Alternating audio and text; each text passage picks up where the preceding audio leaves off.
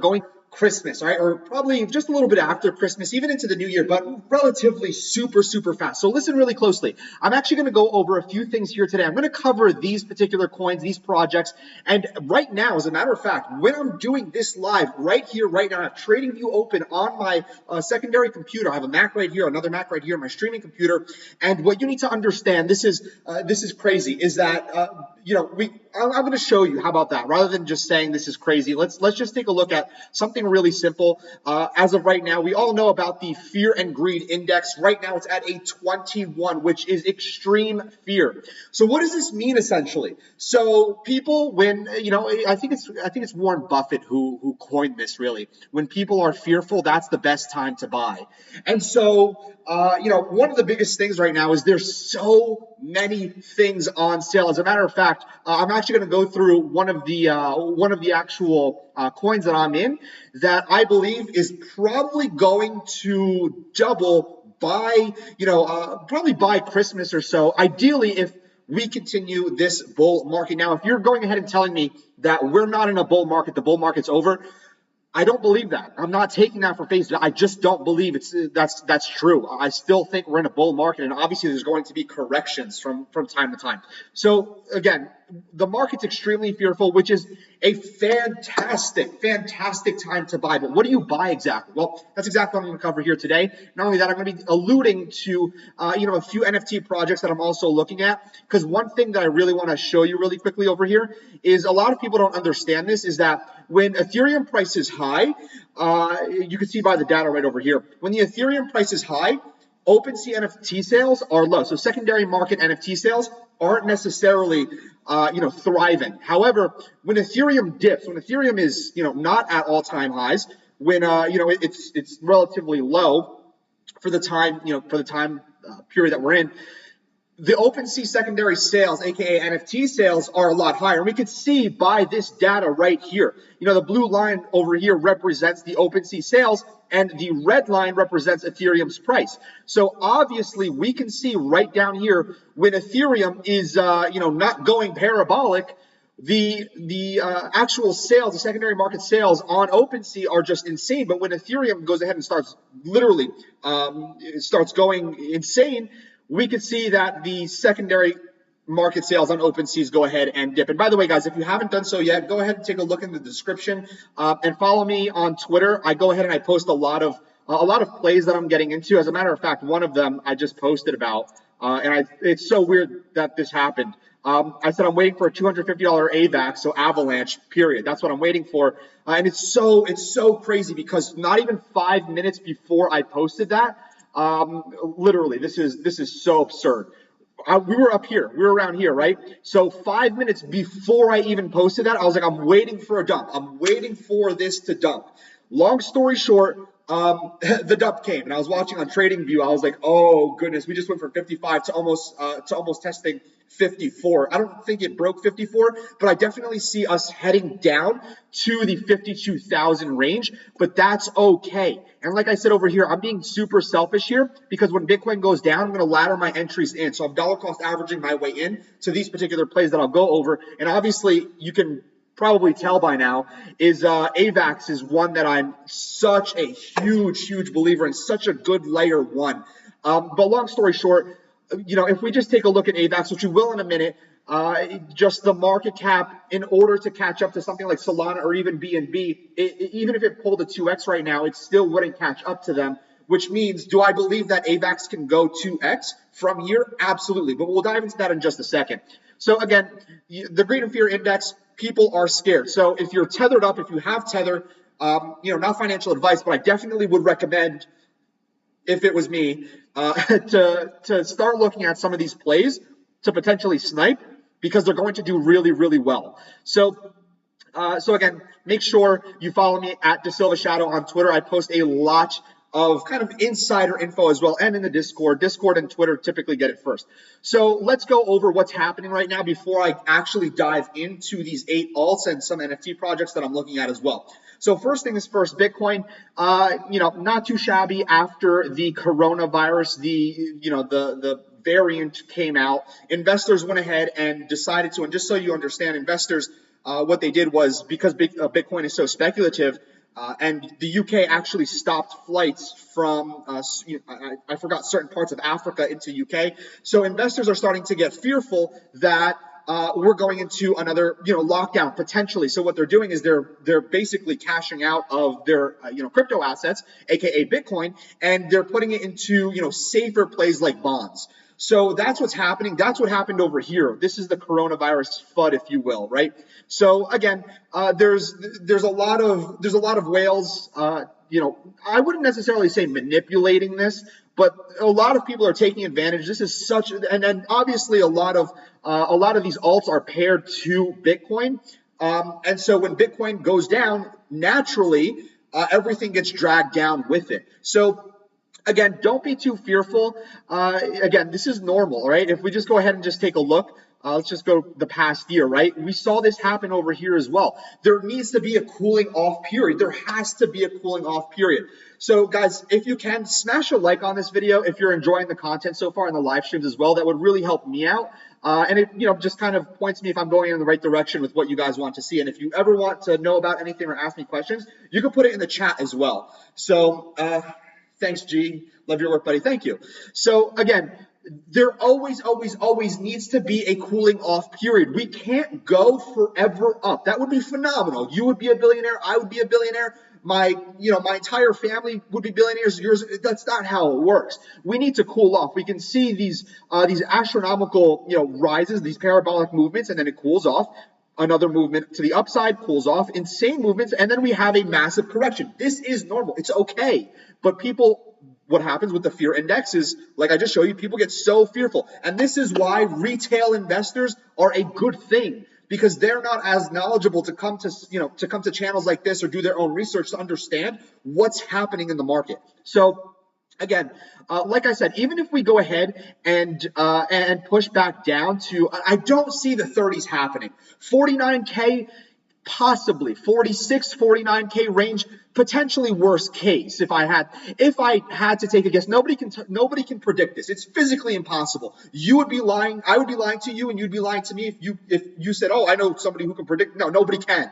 The best person that I know who actually can, chart and keep it super simple is Benjamin Cohen on YouTube. Search him up. He's really good. So I don't want to talk too much about Bitcoin, but just know that Bitcoin's causing a phenomenal buying opportunity right now in the crypto space, specifically for different alts. And I'm going to go over 8 particular ones that I believe, and I am heavily invested in some of these. And recently, last night, I got into 3 positions very heavily, and I dollar cost averaged my way in. So I'll go over your question in the chat, G, in just a second. But okay, so I'm going to start off really quickly, just because I want to hop into it at this point, is Avalanche. Now, AVAX is a phenomenal layer 1, and I think I'm like 27, 28 hours up with like a 2-hour nap. I've just been cranking out content, working so hard on a bunch of stuff. Long story short, I'm probably going to crash in a few hours after this, live stream and a few more content pieces that I have to create. But again, I've been eyeing on TradingView. I've been eyeing Avalanche. So I have Cardano up here. I have Bitcoin over here, and I'm eyeballing Avalanche on my phone through KuCoin. Right? So I'm taking a look at what's happening in the price movement, and I've been watching it for hours on end. The reason I say that is because Avalanche has been very stagnant. Now, not in a necessarily horrific way, meaning if we just take a look at the last day, all right, we could see that it really hasn't done anything. It's probably bounced around 107 to 115, 116 range.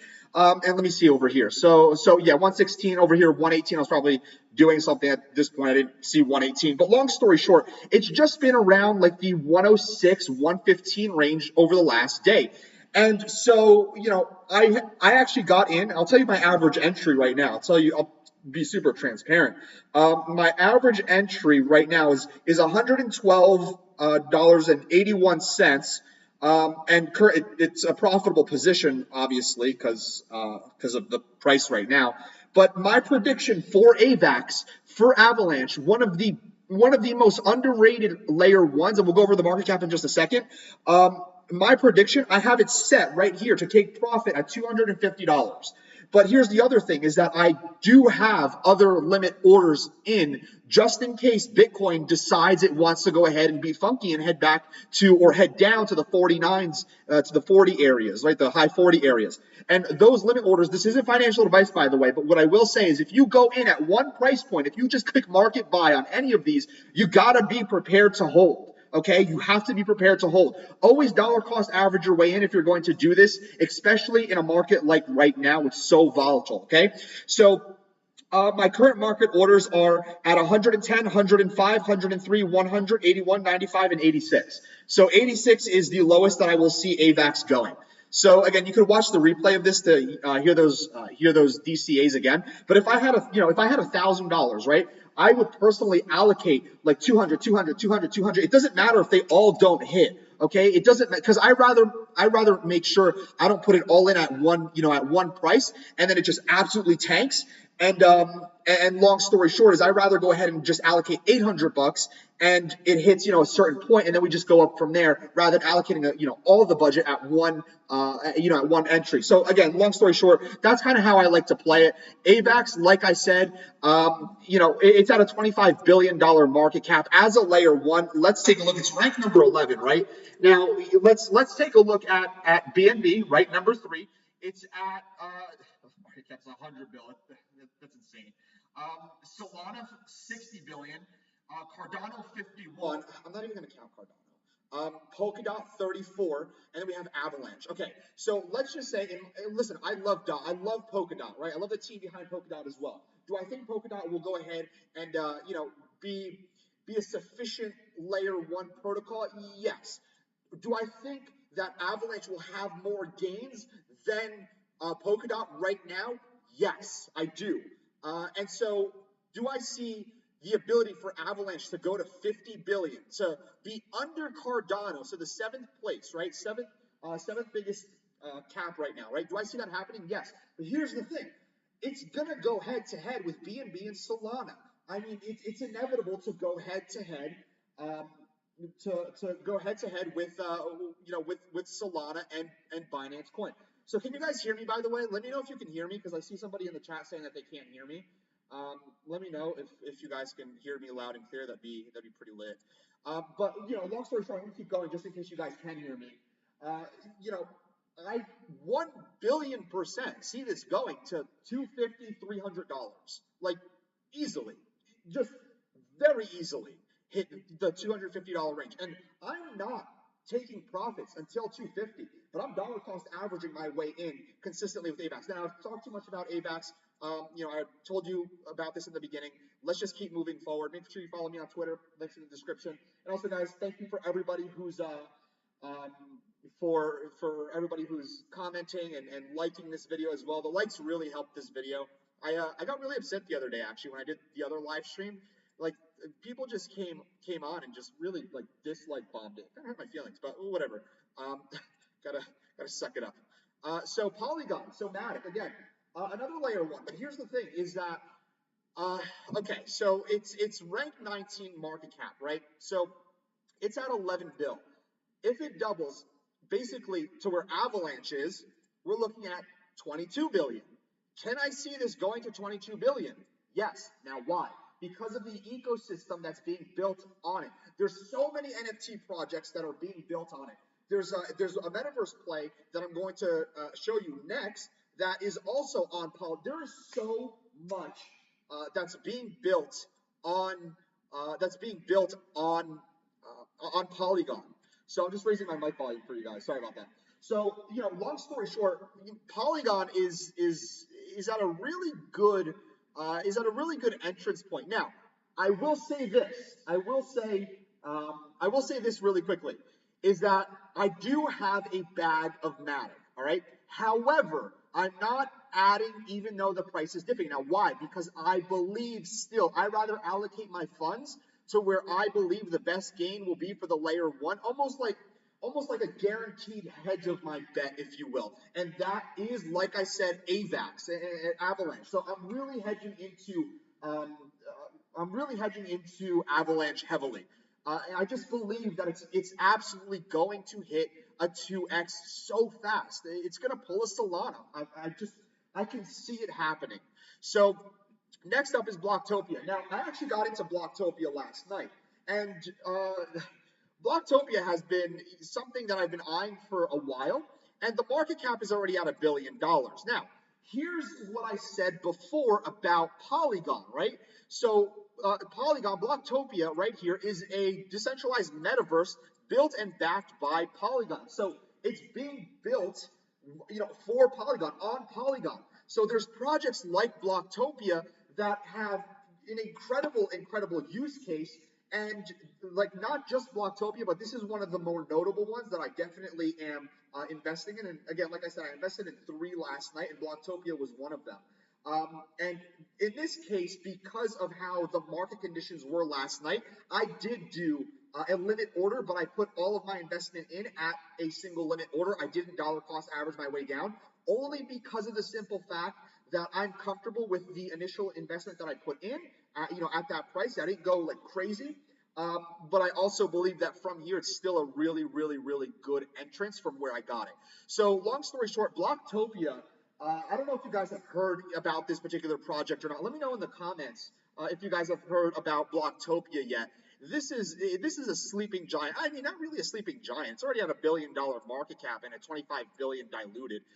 So it's not a sleeping giant, but it's one that we're really going to eyeball here. Okay, Vulcan Forge. Now I'm not going to talk about this too much. All right.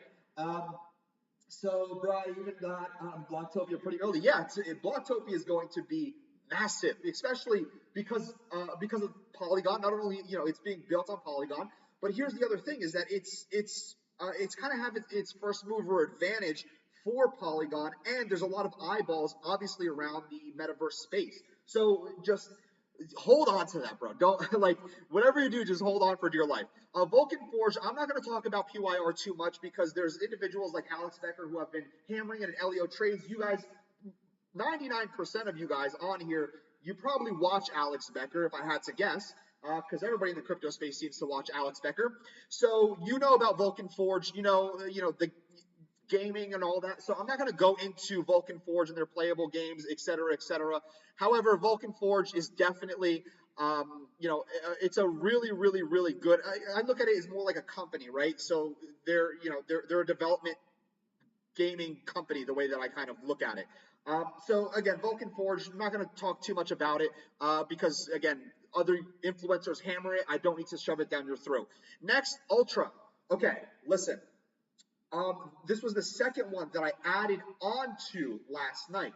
Ultra, I don't know how many of you know what Steam is. Now, probably like 99% of you, and I'm just being extremely naive, thinking that nobody knows what Steam is. So, Ultra is basically the Steam version for the blockchain.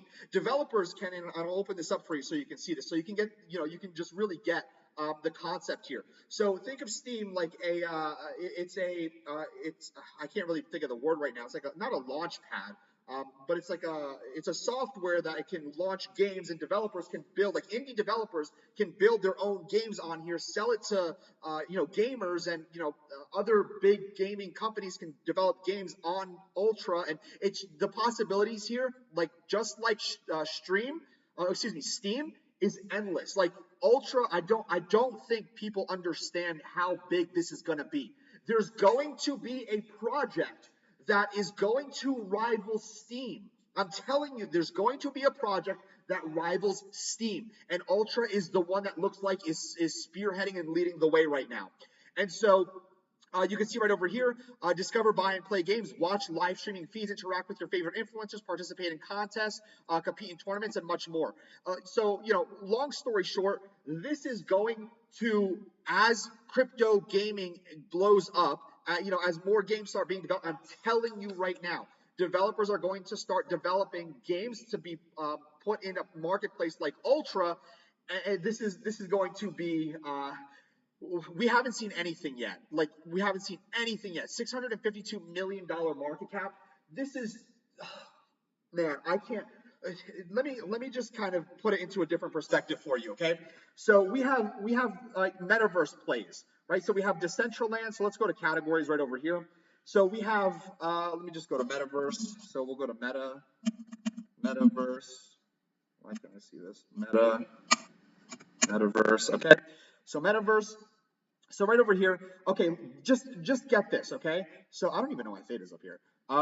So Theta's not really metaverse. It's more streaming than anything. So Sandbox, Axie, Decentraland. Okay, now why am I even talking about metaverse when it comes down to a crypto gaming play like Ultra, which doesn't really necessarily have a one-to-one correlation? Is because I want you to just take a look at the idea of user adoption for how many people are looking into the space, whether it's crypto gaming / metaverse. So crypto gaming, metaverse and NFT, they're all pretty much grouped up into one, right? So there's a lot of protocols that are being built, like Engine, for example. A lot of projects will be built using Engine. So just like game developers, and Engine's at what, $3 billion market cap right now, Decentraland, $8.5 billion. But here's the thing, is that crypto gaming is going to explode faster than the metaverse. Why? Because everybody knows about gaming. Metaverse is still a new concept. So we see and I'm not knocking the metaverse. Metaverse is going to be freaking huge. However, you have to understand one thing. There's going to be a long road for user adoption. Just like I mentioned, I made a TikTok about this. And like this video, like this on YouTube for me if you agree with this. In the 1930s when cars were a brand new concept, I actually pulled up a chart that showed the ownership of cars over time. And the graph was literally was just from 1930 to 2020, it just shot up, right? And the amount of cars per household was literally just a straight line up. We're in the 1930s where cars were just introduced, but we're flipped. We're in the metaverse. Our grandchildren, our grandchildren's grandchildren are going to be the ones that reap the real rewards from the metaverse. All right? So exactly, user adoption takes time. So that's so important, so important. But here's the thing. The reason I make this point is because of the fact that, get this, ready? Gaming doesn't need to be adopted. If the metaverse right here has, Decentraland has an $8.5 billion market cap, yet gaming is not a new concept. It's just coming to the blockchain, and a project like Ultra is leading the way, and it's only at 652 million. Just think about that. There's no user adoption for playing video games. We all know how to play video games, right? There's no massive user adoption. It's just who's first to market with a working, viable product that people go ahead and use, period. Like, that's it. And Ultra, I see as, one of the biggest plays right now. And I 100% am just constantly dollar cost averaging my way into Ultra when it dips, if it dips. So again, I love Ultra. Just a great play. And there's two more left, and I promise I'll let you guys go. And thank you for everybody who's liked this video so far. You guys are absolutely awesome. If you liked all the plays and the explanations so far, it'd be awesome if you could slap a like as well. Sorry for pimping you guys out and asking you for a bunch of likes, but yeah, I'm just gonna do that. I'm just gonna be straight up and tell you I'm pimping you out. So long story short, okay, Opulous. Opulous is a music play. Now I'm not gonna talk too much about this play because there's still okay, Elio Trades talked about this, but I knew about Opulous probably like a few days before Elio even made a video. I was like, oh, cool. So long story short, okay, let me put it to you like this. Let's take a big artist like Drake, right? So Drake, the musician. He can create an album and he can sell it as an NFT. Now I can buy that album and then I can let you listen to it, and I get rewarded in the token, in OPUL, Opulous token, for letting you listen to my asset, right? So let me dive in a little bit deeper into this so you can see. And again, music is huge. It's a huge industry. So Opulous brings decentralized finance to the music industry, changing how artists access the funding they need to provide a launch pad for the first music copyright-backed NFTs. And they also have, I think it's Chance the Rapper on their board as well. I didn't even know Lil Pump was doing this.